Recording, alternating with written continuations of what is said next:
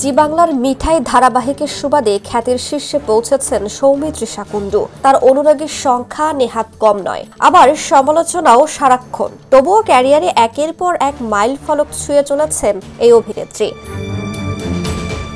দেবের হাত ধরে গত বছরের শেষে বড় পর্দায় পা রাখেন তিনি। এবার ওটিটি প্ল্যাটফর্মে যাত্রা শুরু করেছেন। হইচইতেও শুক্রবারই মুক্তি পেয়েছে সৌমিত্রিষার অভিষেক সিরিজ কালরাত্রি। ছোট পর্দার এই সফল নায়িকা নাকি এখন বডিগার্ড সাথে নিয়ে ঘোরেন, তা নিয়েও কটাক্ষের মুখে পড়েছেন। পুরোটাই লোক দেখানো, এমন বিদ্রূপ করছেন নেটিজেনরা।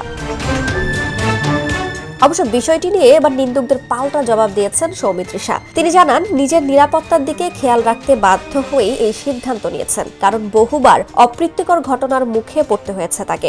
এ প্রসঙ্গে ভারতীয় সংবাদ মাধ্যমে দেয়া এক সাক্ষাৎকারে সৌমিত্রিষা জানান, পর্দায় একে অপরকে ছুঁই, তাই যে খুশি এসে যেন ছুঁতে পারে।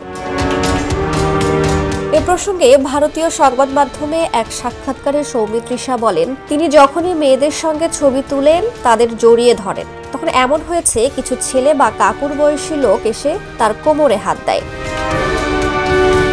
সৌমিত্রিষা স্পষ্ট বলেন, আমি তো একটা মেয়ে, আমাকে যদি অন্যরকম ভাবে কেউ ছুঁতে চায় আমি বাধা দিতে পারবো না। আমার সঙ্গে যে নিরাপত্তা রক্ষীরা থাকে তারা পারবেন, তারা সেটাই করেন। সে কারণে বডিগার্ড রেখেছি। ব্যক্তিগত জীবনকে আড়ালেই রাখতে ভালোবাসেন সৌমিত্রিষা। তার বন্ধুর সংখ্যা হাতে গোনা। ক্যারিয়ারের মূল ফোকাস।